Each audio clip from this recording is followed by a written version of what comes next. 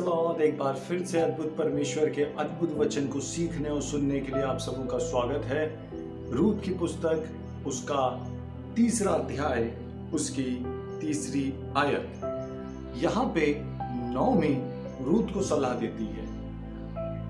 नौमी रूत से कहती है तू बोआज से मिलने के लिए जा, और उसको कुछ तैयारियां बताती है कि जब तू बोआज से मिलने के लिए जाए तो किस तरह से जाना। सुने 3रा अध्याय 3री आयत।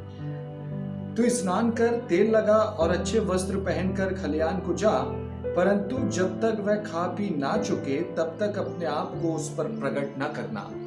नौमी न केवल उसको ये कहती है कि तू किस तरह से तैयार होके बोआज के पास जा, लेकिन नौमी रूत को ये सलाह भी देती है कि वहां तक पहुंचना ही काफी नहीं है जहां बोआज है, लेकिन जब तक वो खा पी ना चुके तब तक अपने आप को उस पर प्रकट न करना। तो नौमी क्या सिखा रही है? नौमी कह रही है बोआज से मिलने के लिए, अर्थात अपने दूल्हे से मिलने के लिए केवल तैयार होना काफी नहीं है, केवल वस्त्र बदल लेना काफी नहीं है, केवल स्नान कर लेना काफी नहीं है, केवल सिर में तेल लगा लेना काफी नहीं है, लेकिन जब तू उससे मिलने के लिए जाए तो सही समय का इंतजार करना, और जब सही समय आए तब अपने आप को उस पर प्रकट करना।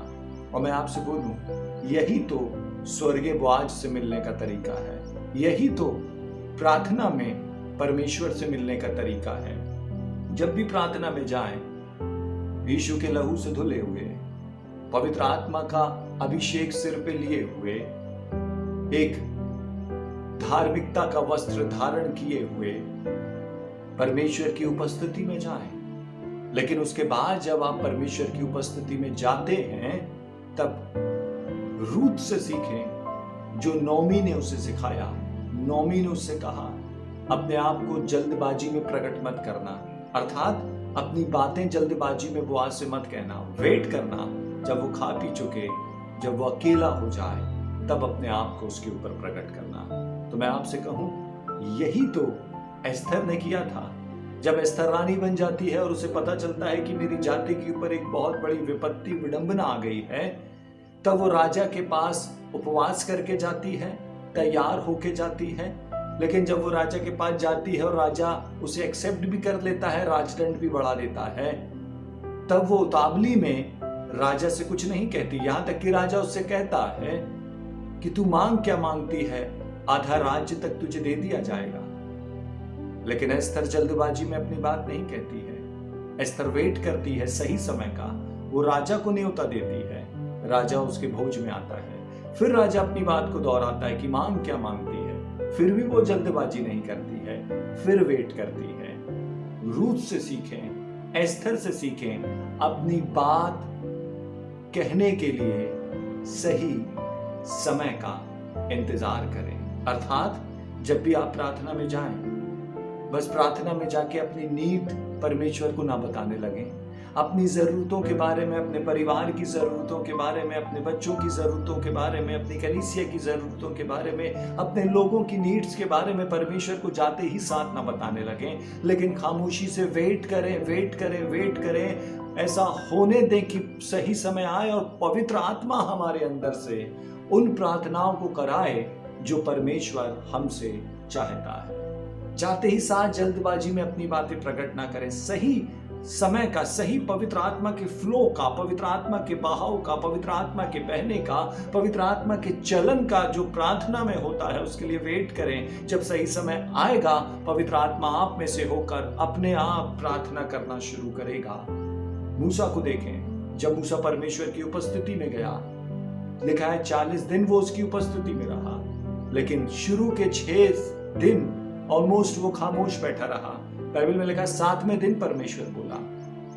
जब भी परमेश्वर की उपस्थिति में जाएं, न केवल बोलने वाले बने, लेकिन कोशिश करें और सीखें कि हम परमेश्वर को सुनने वाले व्यक्ति भी बने। परमेश्वर का एक शब्द हमारे कहे हुए लाखों शब्दों से ज्यादा महत्वपूर्ण है। परमेश्वर का एक शब्द हमारे कहे हुए करोड़ों शब्दों से ज्यादा सामर्थी है। हमारे करोड़ों शब्द पर परमेश्वर तक पहुंचे, उससे भी बेहतर है कि यदि परमेश्वर का एक शब्द हम तक पहुंचे। होने दें जब भी प्रार्थना में जाएं, सही समय का इंतजार करें। फिर से सुनिए उसी आयत को जो नौमी ने कहा, तू स्नान कर, तेल लगा और अच्छे वस्त्र पहनकर खलिहान को जा, परंतु जब तक वह पुरुष खा पी ना चुके तब तक अपने आप को प्रकट न करना। नौमी कहती है जब तक वह पुरुष खा पी ना चुके अपने आप को प्रकट मत करना, वेट करना। और उसके बाद सुने क्या लिखा है, और जब वह लेट जाए तब तू उसके लेटने के स्थान को देख लेना, फिर भीतर जाकर उसके पांव उघाड़ कर लेट जाना, तब वही तुझे बताएगा कि तुझे क्या करना चाहिए। नौमी रूस से कहती है कि तुझे अपना स्थान तय करना है जब तू बुआज से मिलने जाए। नौमी से कहती है तेरा स्थान जब बुआज खा पी चुके लेट जाए, तेरा स्थान उसके पैरों के पास है। अर्थात नौमी कह रही है कि जब बुआज लेट जाए तेरा स्थान उसके पैरों के पास है। यदि तू उसके पैरों तक पहुंच गई, पांव उघाड़ कर लेट जाना, यदि तू उसके पैरों तक पहुंच गई तब वो आज अपने आप तुझे बताएगा कि तुझे क्या करना है।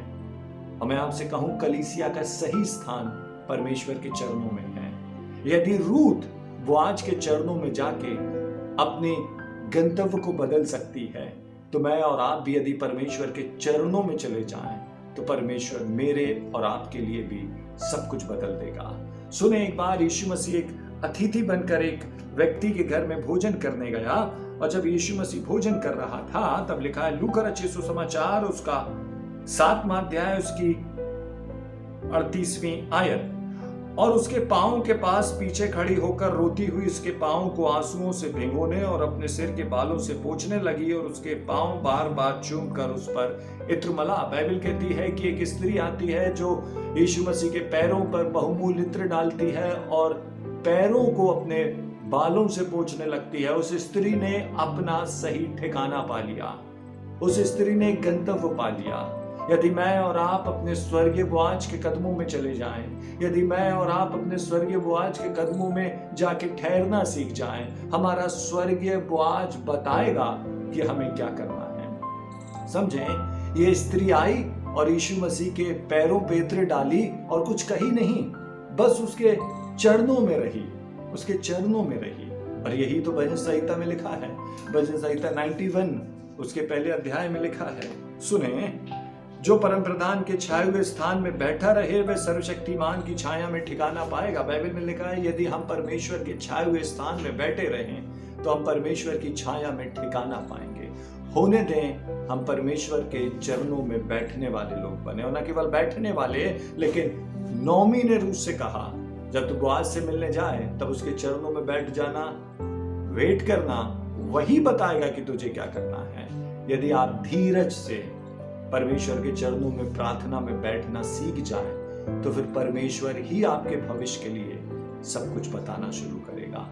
आज से होने दें, अब से होने दें, जब भी प्रार्थना में जाएं धीरज से प्रार्थना में बने रहें, कोशिश करें परमेश्वर क्या कह रहा है उस बात को सुनने के लिए। और यदि आप चरणों में बैठना सीख जाएं तो आपका बुआज अपने आप ही बताएगा आपको क्या करना है।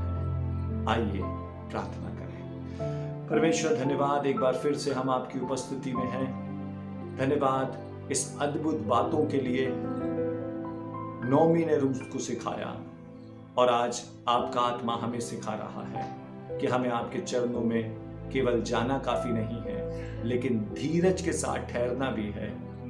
प्रार्थना में धीरज रखना है ताकि आप जो कहना चाहते हैं वो हम सुन सकें।